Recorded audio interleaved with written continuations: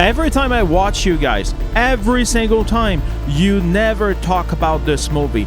I click on that videos chick over there and she's like, my top 10 horror movies. I got so scared while watching these movies. And this movie is not there. And then I see that guy over there and I click on the video and it's the exact same thing. My top 10 horror movie. When I watched that, like I was like, and this movie is still not there. I don't get it. So today, I'm here to make the case for Martyrs. Yes, this is a French movie, and I think that's the reason why it just got overlooked somehow. I think that people don't want to watch like these kinds of movies. Like they just want to watch a movie, but they don't want to read at the same time that the movie is happening. That could be possible why this movie is not appearing in most lists out there. All right? So this movie I still remember the first time I watched this. That was a long time ago already. I think it was in 2009 when I discovered this movie. And it's kind of funny because every time I talk about this movie, for some reason, I always feel and remember the feeling that I had when I actually watch it through the end, with this kind of open-ended ending where you don't know what's going to happen. Like, you have no clue. It was crazy. Like, I read about this movie when I was in Toronto, Canada, after moving from Quebec City, because I'm French. I was born in Quebec, Canada. And the spring 2009, I was reading an article on bloodydisgusting.com, and they were saying that, well, there's that movie that's coming out right now, and it's violent, it's over the top, and yeah, most people won't be able to watch it fully. And you know what? Every time I hear these kind of comments, I'm always like, you know what? This is like pure marketing BS. It's just to make sure that people will definitely watch it, because the movie is so bad that they have to rely on a marketing scheme to tell people that this movie is so scary that they have to watch it. So I remember reading about it, never watched it, and I remember summer 2009, I go to HMV. For the people that lived in Canada know what it was. It was like your Tower Records thing, selling movies and music. And I went there and I saw this on the rack. And I saw this, I was like, hey, wait, this is the French movie that everybody was talking about on that website and online, on online forums and stuff. And I look at the top and there's literally a warning. I don't know if the camera is going to be able to put it, catch it properly. It's going to be hard to read. It's really small. Even I can read that. It just says that this movie contains scenes of violence and horror that may provoke feelings of disgust, repulsion, or fear. There was a warning on the DVD, and when I saw that, I was like, okay, I don't think they're kidding right now. I don't think it's a marketing scheme anymore. If you have to destroy the front cover and you have to put that thing on the top, you're not kidding. It has to be true. So I picked this up, went back home, and my life was changed. This movie, for some reason, is not recommended most of the time. There's a lot of the popular masses that they have no clue that this movie exists. So the back of the box reads as such: France, beginning of the 1970s. Lucy, a 10-year-old child who had disappeared a few months earlier, is found wandering on the road. Her ill-treated body does not show any trace of SA. The reasons behind her kidnapping are still mysterious. Shell-shocked, incapable of speech, she is placed into a hospital where she makes friends with Anna, a young girl of her age. This description, all right, it's kind of funny because technically it's just the first 10 minutes of the movie. Okay? So before we continue further, spoiler alert, if you did not watch this movie, I will highly suggest maybe you don't watch this video. But if you have the memory of a goldfish, then yes, you can definitely watch it. We're going to talk about Martyrs. Oops. So technically, I was like a Martyrs fans before even the movie came out. Martyrs was from 2008, got released in France. The director was Pascal Laugier. I'm not sure how to pronounce that with an English accent, but who gives a shit? I put this thing on, and it just... I remember at that time, it just feels like somebody took a power drill and they just started draining my body, like slowly. Because the way this movie brings you in, it brings you in the clue that she escapes, but she's stuck with this kind of imaginary, not so much friend. And while she's trying to tell her friend about the thing that she sees, it just escalates slowly and slowly and slowly and slowly. Like, this is not a fun Friday night popcorn slaughter, all right? This is not like you invite your girl at home for a date night movie and you're like, hey honey, we're gonna watch Martyrs. I heard it's a good little fun horror movie. Don't do that. Don't do that. Like, this is a film that looks you dead in the eye and says, excuse me, you wanted pain? Did you wanted pain, sir? Well, here's every single layer of it. Stacked like pancakes. I like pancakes. Sounds good, right? And it just keeps going after you. This is what's funny about this. Well, it's not funny. It's funny after the fact, but it's not funny while you watch. Is the fact that it escalates so slowly, and it goes slowly. It brings you in more darkness, more fear, more pain, and you just keep going in. Like, I remember the first time I saw it, I just sat there in the dark after the credits. And I was sitting on my couch and I was like, what the fuck did I just watch right now? Like, you feel trouble. All right? You just feel trouble. All right, let's get into the meat of the plot here without turning this into a spoiler machine. But eventually, like I said, there will be spoilers. So you've been warned, all right? So little Lucy is found wandering the road after months of pure hell, blah, blah, blah. We already discussed about that based on the what's written behind the box, right? So we already know about that. She ends up at the foster care or whatever it is, like a small hospital, and she makes a friend there, right? And her name is Anna. And the two little girls form a bond because both of them were victims. And they're gonna grow up together.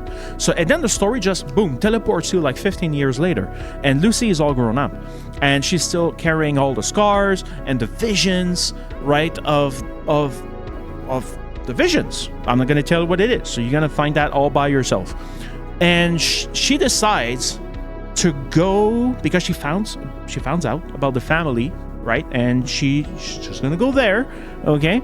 And she's gonna walk into the house, and she's gonna be like, bang, bang, bang, and the family is gone. All right, so this is how it works. So now she's alone in the house. What does she do? She picks up the phone, she calls her friend, and she's like, hey, you know what? I found the family. Are you sure it was them?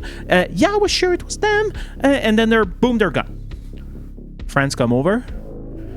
And now, eventually they try to clean up everything, but then her friend kind of realized that Lucy is not all there.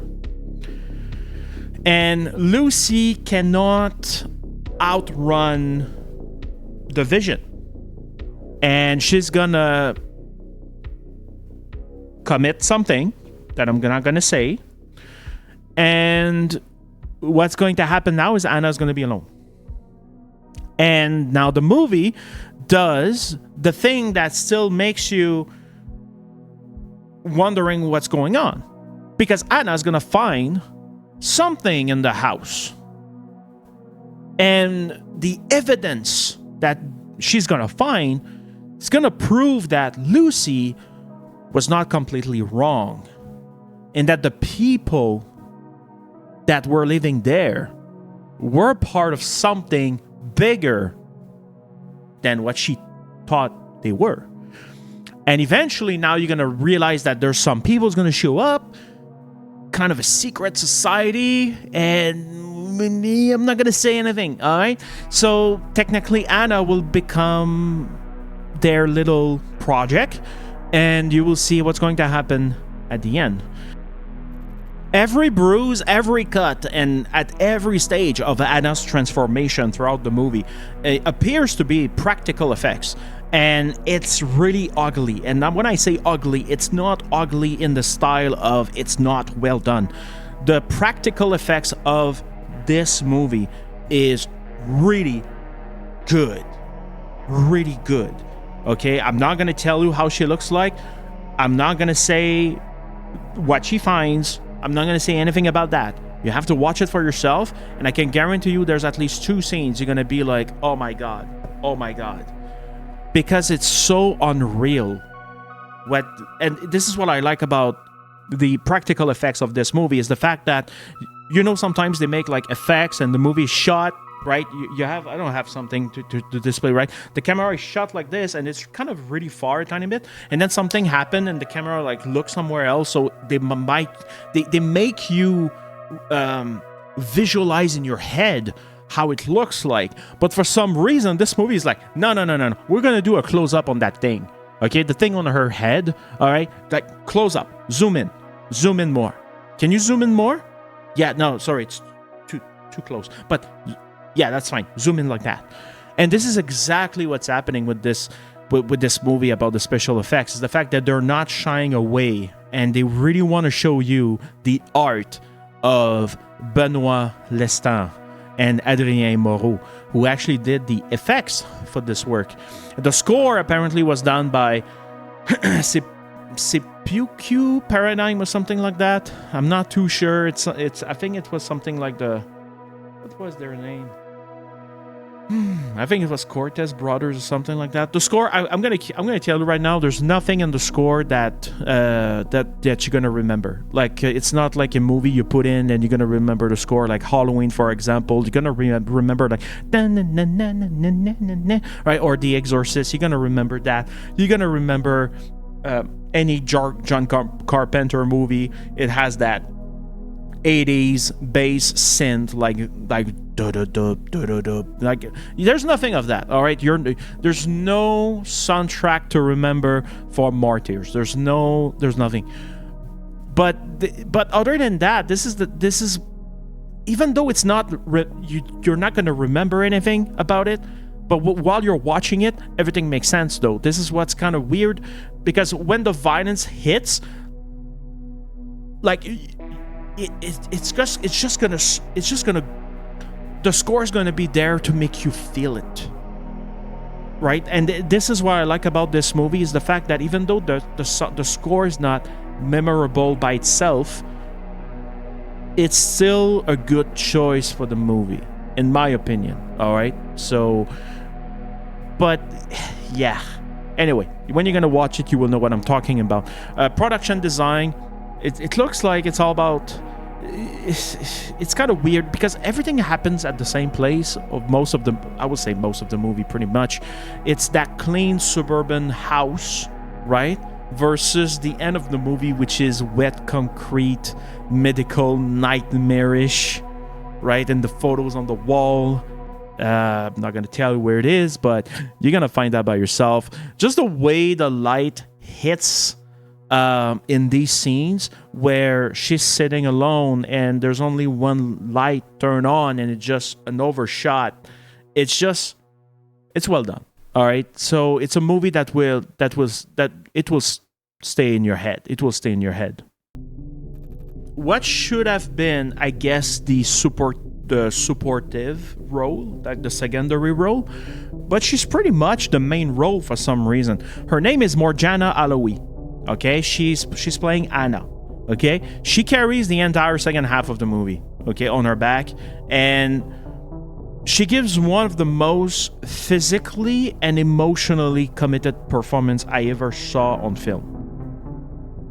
Like, when I say on film, I'm willing to go as far as outside of the horror movie, like the horror genre. She makes you believe every stage of the acceptance, the exhaustions, the strange peace that arrives at the end. And if you watch it, you will know what I'm talking about. Mylène Jampanoy, I think that's how you pronounce her last name. She's Lucy. And she just plays that complex character that, because she was a victim when she was young, she did not grow up properly mentally. And when you watch the movie, you're gonna feel for her. You're gonna feel for her for the first half of the movie. You're gonna feel for her for sure, because you're gonna see how broken she is. Her mind and her soul is still in the slaughterhouse. And the way she moves with the shotgun at the beginning, like, you can tell that it's her final decision. Like, she's walking slowly, she knows what she has to do, and she's like, she owns that shit pretty much. All right.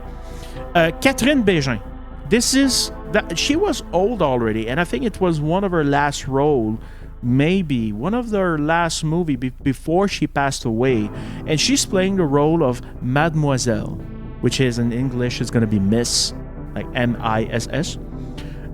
And her character is terrifying, not because she's like, not because she's violent or anything like that. It's the fact that she's gonna come out of the movie, like 60 minutes of the movie's passed and you don't even see her, and she's the third, apparently, okay, based on the research I've done, I didn't know that, she's the third biggest salaried cast of this movie, and she's not even there in the first 60 minutes or 50 minutes. She's not even there. She's gonna show up later. And when she's showing up, she's like quiet, precise. Like, you can tell that this character, when that woman shows up, you can tell that she's the queen of darkness in a way. She just shows up and she's like, you can, just the calmness, the authority, who's someone that spent decades believing in her, in the work that the person has been doing, like herself, in what, like, she's a quiet villain. That's literally what she is, a quiet villain. And eventually you have all the other cast, the supporting players at the beginning, which is the Belfont family, and there are some other members of that secret society that you're going to see a little bit on, but that was pretty much that. Martyrs sits in that weird corner of 2000s horror where the French extreme wave was scaring the living hell out of everyone. Like I mentioned previously, I think there was Inside. The French was À l'intérieur, which is a pregnant woman stuck in her home. You had another one called High Tension. You got another one called Frontières, which was, I think it was an After Dark film. I think it called. I'm pretty sure I'm not mistaken on this. It was part of the After Dark DVD series, and it was called Frontiers. But Laugier didn't want the label of that extreme wave thing, right? But I mean, dude, like, you don't want it, but at the same time you do it. So it's kind of weird, but I guess it don't want to have the association. But listen, this movie is bigger than the movement itself that tried to stuff it into. All right. So when you look at the actual ratings of this movie, I think it's like in the 60%-ish on Rotten Tomatoes from critics and similar from fans. So you can see that people just watch it and they just love it. And if you come from a horror movie side of it, like you always watch horror movies in your life, you will appreciate Martyrs for sure. There's no way you're gonna sit there and you will be like, oh, that's boring. No. You have to watch this. I'm gonna tell you how to watch this, okay? Okay, you sit down at night, you wait until 9 p.m. at night, okay? You're gonna wear headphones like I do, okay? You're gonna wear that. And then you're gonna watch the actual movie with headphones at night. You're gonna have the best sound, and we'll see if you're gonna find that scary or not. But don't put the volume at 1. No. Put it at, put it high. You need to listen. You need to appreciate horror movies. Well, at this moment, you might ask yourself, well, Danny, can you stop talking about the movie and tell me where I can watch it? Well, I have bad news for you because I don't know where you can watch it. In fact, it's a hard-to-find movie for the right price on physical media. I bet it's on pretty much all the big platforms. I think if you go on Netflix, if you go on Amazon Prime, I bet it's there, okay? So make sure you watch the French version with Pascal Laugier. And the name is right there. You can see it, like, right there. That thingy there on the right. On physical media, you have to prepare to spend a lot of money because this became out of print eventually at one point. And, well, I was lucky enough to purchase it for $10 when it came out back then. So you can find it on DVD, and the DVD looks like this. And that's the... I'm gonna go... I don't want to show that because if I show that, you're gonna see what she sees. I don't want that, right? So that's the front cover of it. DVD, and you can find the DVD for, I think it's $25 USD minimum. I think it's minimum. I don't think it sells below this. If you can find it below this, I think it's a good buy, the DVD. However, if you want to upgrade your version, because eventually what happened is Umbrella Entertainment, the company from Australia, has a line called Beyond Genres. And it was a volume 22. And I'm going to try to put... There you go. Beautiful light. And this is with the slipcover. So make sure that this is not the remake that you want to watch. That was the DVD right here. And this is the Blu-ray. And this is like a slipcover. And if you cannot purchase it with a slipcover, the actual cover will look like that. Okay, this is the Umbrella again. This is the same thing without the slipcover. And I don't want to show you the other poster at the back because this is... I can't. I just can't. if I show this on camera, I'm gone. Like I'm done. That's pretty much that. Like my account will be like, nope, not recommended. Okay, so I'm not gonna watch it. I'm not gonna put it. No. Don't tempt me. Don't tempt me when good times. All right. So this is the cover, and this one, I think, be ready to spend a lot of money again. I think that the Blu-ray is, I guess, $60 Canadian, I think, or $40 US. If you can find it cheaper than that, great. But these are hard to find. I'm just going to hide. It's just to let you know, guys, I'm going to try to do it this way. Hold on. I'm going to try to do something. There you go. As you can see, it's region free. You can see it at the bottom right there, ABC. Okay, so the Umbrella Martyr, don't worry, all right, if you live in the United States or Canada and you purchase this copy, you will be fine. It's going to work, no problem. I watched it many times. I highly recommend people to upgrade to the Blu-ray for this movie. The DVD is a tiny bit outdated. Well, that's it for the first episode of the War Room Tapes. First episode was the movie Martyrs. I'm Danny, your host, and there will be many of these episodes coming in the near future. We're going to discuss about plenty of other movies that I truly believe deserve its place in your top 10 movies that scared you, that you never put in your list, and I don't know why. And let me know in the comment section, what did you like about Martyrs? Did you actually got scared? At the end of the movie, did you actually sat down on your couch and you were like, what did I watch? I don't like the way I feel right now. I don't like what he did to her. Send this video to someone who never watched Martyrs. Maybe you try to convince that person to watch it. Maybe the way I explain it or the way I talk about it, maybe who knows? Maybe they're going to be like, okay, I'm going to give it a try since the fat guy on the screen told me to do it. Maybe you should. Definitely should. Don't make me come to your house and make you watch scary movies. I'll see you in the next one. Would I see you in the next one? I can't even see. I'm blind anyway.